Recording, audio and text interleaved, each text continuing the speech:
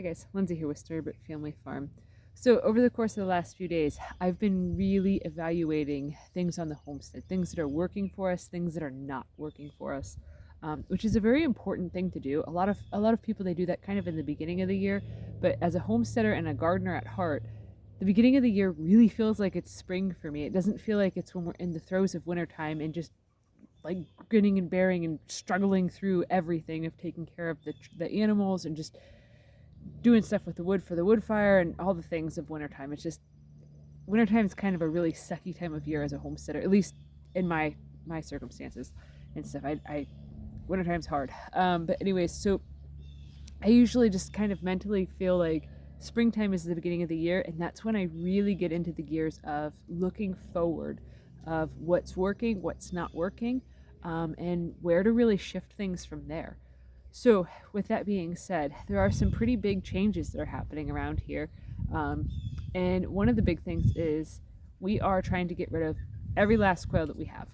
The big reason for that, which we have somebody lined up that is interested in them, if that falls through, I'll probably post about it on Facebook to let anybody else that's interested in the rest of our quail, get in on it. But one of the big reasons that we want to get rid of the quail is kind of actually the reason we got into the quail. So back when we started with quail, we got them when we still lived in town, and we couldn't really raise any animals there. We didn't have enough space, and also the town really frowned upon having chickens or anything of the sort. So we just kind of hid everything in our two-car garage. So we had Bantam chickens there. We also had meat rabbits, and then in the last year of us living there, we actually invested in getting quail. We got them to be a potential meat source for us because with having a very small lot in town, you're kind of limited on what you can raise, what you can secretly raise, without too much involvement from angry people. We'll just put it that way.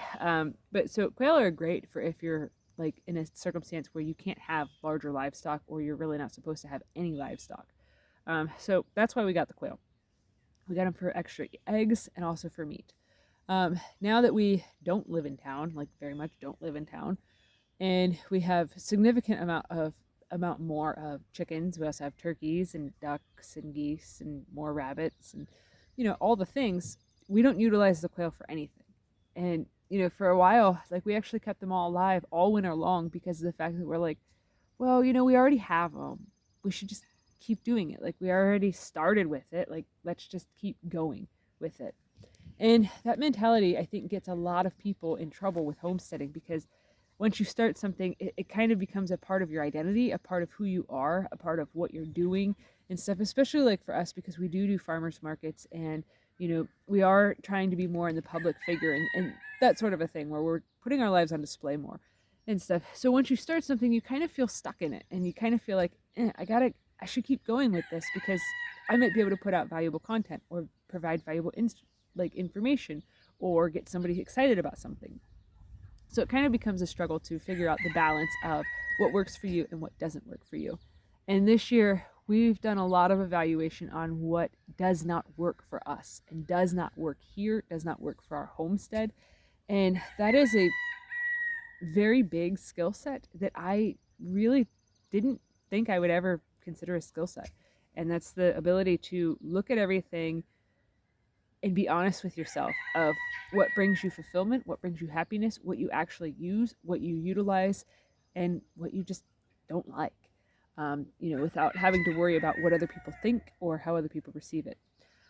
So with that being said, the other things that we decided that we really don't like, and that is probably one of the most expensive homesteading things that we got into, and that is raising bees. I really tried. Like, I tried to like them. I tried to enjoy them. We've spent a ton of money on bee equipment, bee suits, the bees themselves. And they survived the wintertime until like 2 weeks ago. I went and I checked on them and they were all gone. The one hive, they were all kind of aggressive. So I actually honestly kind of hoped that they would die over wintertime. They had died. There was a cluster of the bees surrounding the queen. They all died. There was still a bunch of honey in there, so they didn't die of starving to death. Well, I don't really know. To be completely honest with you guys, I have a significant issue with ADHD. I don't take any medications for anything pretty much. So it's very hard for me to retain information that I've read. I'm very good at like using the University of YouTube to figure out how to do stuff because I'm very much a visual learner. If I have to read about something, it's very hard for me to retain the information. I will spend hours and hours and hours reading something again and again and again and again and again, trying to figure things out, trying to understand them. And there's just times that I can't. Like, it just doesn't sink in. With some stuff with plants and things that I'm really interested in, really passionate about, those things just, they click. I can read it once, it just sinks right in, and I just, boom, it's in there forever. Other stuff, like, that's more complex and complicated, like bees, I couldn't get it. We even took a class. We even took a workshop and stuff. Tracy even went with me. We took notes. Still couldn't figure it out. Couldn't grasp it and stuff. We even talked to other beekeepers and just, we tried, like, plain and simple. But the big thing is, besides trying and it didn't work out, is we learned that we really don't like it. We got stung nearly every time that I went to access the hives, even in the full suit and all that stuff. I was still getting stung through the suit. So it became really, to be quite frank, a giant pain. We had to be very careful with where we walked in the yard because we only have 2 acres, and the only spot that we could put them was in the area that's kind of like our orchard area. And over here is where our old turkey area used to be. It was a dog kennel that we tarped over and stuff. That's where we have all of our young chickens that we hatched out this year. So that was one of the young cockerels. He recently found his voice, so it's kind of cute. But anyways, so we realized that we did not like the bees. They kept stinging us. There was a couple times where I'd be 75 to 100 feet away from the hive and just get nailed, like nailed and stuff. One time I got stung while mowing the grass, and I was clear over by the road, so I was a good distance away. I thought maybe I hit a yellow jacket's nest, so Tracy walked over. I was about 15 feet further away from the nest, from the beehives, as I was when I got stung. She walked over just to take a look around to see if maybe there was bees coming out of the ground and stuff.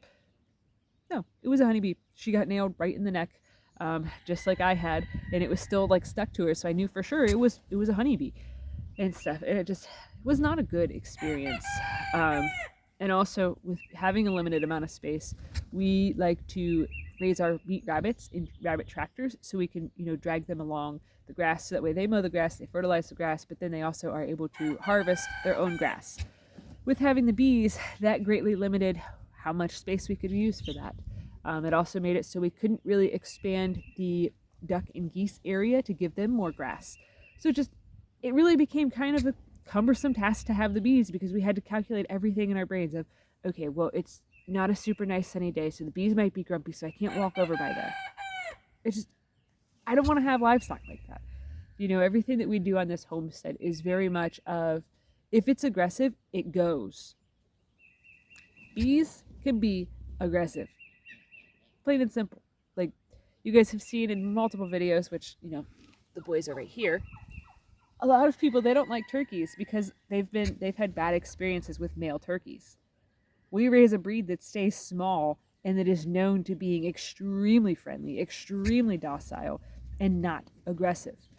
Any aggressive roosters we've ever had, they didn't stay for very long. They went to freezer camp. If any of our goats were aggressive, they wouldn't stay either. We had a rabbit back when we first started with meat rabbits. Actually, we had one of them that it was one of the first ones we ever butchered because we marked its head because it kept biting us. Like, anytime you'd go to stick food in there or anything, it kept attacking. And I was like, this is insanity. Like, this is my first experience with rabbits. Thankfully, Tracy had grown up doing stuff with rabbits, so she knew that they weren't all like this. But I'm like, man, this one's a jerk. Like, I don't want to keep raising these basically cats with big old teeth that are going to bite the shit out of you. Like, I don't want to do that. So that one was an easy one for us to process. But anyways, the other things too that are not working for us, this is the hardest decision of things not working for us, because it actually funded the entire homestead. It funded more than the homestead. It helped pay bills this whole past year. Like, it supported our entire household. Okay. And that is doing farmers markets. I became so burnout on doing the markets. Okay. For those of you that don't know, that only know me from like homesteading and YouTube and things of that nature, me and my wife, we were doing farmers markets last year to financially support us. I started a business in 2022 of baking artisan bread and selling it at farmers markets, all while we still lived in the camper, and I was using the teeny tiny little camper oven. It was insanity. And then this year, with moving into a house and having a full size oven, I was like, okay, we can do a lot more markets. We can really make this thing take off. Like, this is gonna be great and stuff. And we made a good bit of money. We also did between 3 and 4 markets a week all summer long. We had no life. Like, our entire life was wrapped up in trying to establish a homestead on abandoned land, trying to renovate a house that hadn't been lived in years. Lived in by humans, I should state. Rats, squirrels, chipmunks, snakes, mice, those things, they were living their best life in our house, like, for sure.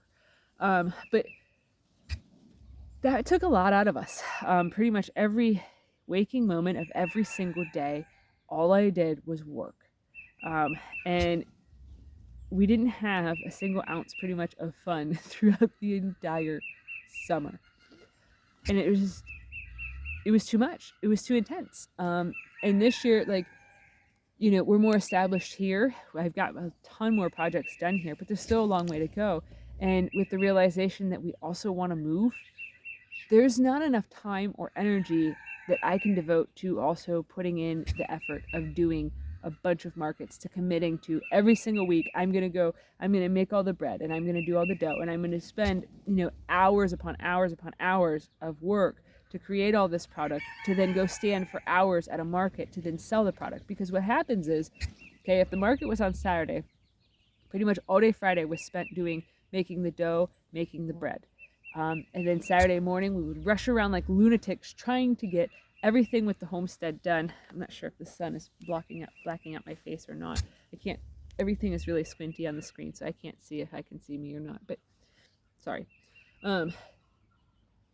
We basically spent from morning until late afternoon working on getting everything ready so we can leave, so we could hurry up and rush off to the farmer's market, to then hurry up and set up, to then hurry up and try to sell our products, so that we could hurry up and come home, so we could then hurry up to work on projects here, like getting things done in the garden before it was like too hot or dark out, or before it rained, or you guys get the picture. It was like, we started this journey of homesteading to create a slower paced life, a simpler life, one that had less stress. And last year was honestly the most stressful year of my entire life. It was so freaking hard. Like, I don't even know how, like I know that, like, mental toughness and all this stuff and whatever you want to attribute it to, it was honestly by, like, really, guys, that was unnecessary. It was honestly by the grace of God that I did not end up with, like, a serious, like, stomach ulcer, liver problems from drinking, or ending up in, like, a mental institution, because that was, I don't even know how we made it through, like, to be quite honest. Like, it was hard. We'll just state it as that, it was hard. And I think that's probably also part of why we want to move from here, besides that there's just not enough space for us to do what we want to do. But I think part of it was because, I'm sure you guys have all heard that saying of, you can't heal in the same environment that made you sick. This place made us essentially sick.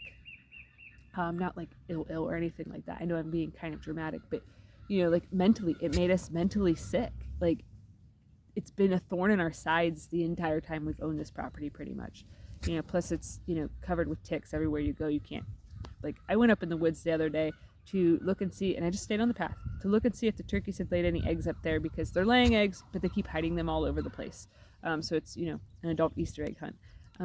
And I came back out of the woods with like 15 ticks on my pants. I had to go in and take a shower because of all the ticks. Like, it's ridiculous and stuff. Like, I ain't never been in a place or woods that have as much tick problems as here. It's insane. But the moral of what I'm saying is, no matter how invested you are in something, no matter if it makes you money or if it costs you a massive amount of money to do that venture, it's okay to walk away, especially if it doesn't bring you joy. And that is the biggest takeaway I have from last year, because honestly, I had already signed up to do farmers markets this year. I didn't pay to reserve my spot for the entire year because we didn't have the funds, and I was just like, you know what, I'll keep it as like a pay by the week type thing because I'm just tired. I don't have the energy to even write the check. Like I just had nothing left. And I'm really quite excited to see how this year is going to play out for us by simply choosing to put us as a priority, to put our own physical, emotional, spiritual, and mental health as the highest priority on our homestead. That it is all about what brings us joy, what brings us fulfillment, and also, like with the quail, what brings us a product that we're actually going to use, because otherwise you're just literally throwing $30 of feed away every single month and stuff. Like it's not worth it. But yeah, so moving forward, I have no idea what kind of things we're going to get into this year. None. I just know that I kept feeling inside that I couldn't keep going on this way. And I didn't want to make any sort of big announcements to you guys about anything that was changing or shifting until like I actually knew for sure that this was what I wanted to do, because, you know, I'm very good about making a big, bold change in a decision and not fully thinking it through. So a lot of times when I, you know, have a decision that I've made inside of my brain, I like to sit on it for a while before I verbalize it out loud, before I tell people, because I want to make sure that I weigh all of the pros and cons of it before anybody else has their chance to say, you're crazy, you're stupid, you shouldn't do this, you shouldn't do that, and stuff. Like when we sold our house in town to move into a camper, barely anyone knew what we were up to, because everybody would have talked us out of it. They would have tried to. They would have, you know, sometimes you have to build in silence, I suppose. But with saying that, that's also kind of why it took so long for me to tell you guys that we're not happy living here, we want to move, because I didn't want to have to deal with, you know, the same conversations that I had had with plenty of other people, of family members and stuff, telling us that we were insane, that we were fools, that, you know, how dare we dream big. So it's kind of my spiel for today is do you at all costs. Do you. Do what makes you happy. Do what makes you feel fulfilled. Do what makes you feel healthy, and just do what you want to do. That's it. So if you guys are enjoying this content, please give this video a thumbs up. I know it was kind of longer than I had anticipated, but you know, it is what it is. Sometimes you just gotta get it out. So if you guys are enjoying this content, please give this video a thumbs up. Share it with your friends on social media, and if you haven't already, please subscribe to help us grow. We'd greatly appreciate it. All right, thanks for watching. Have a good one, guys.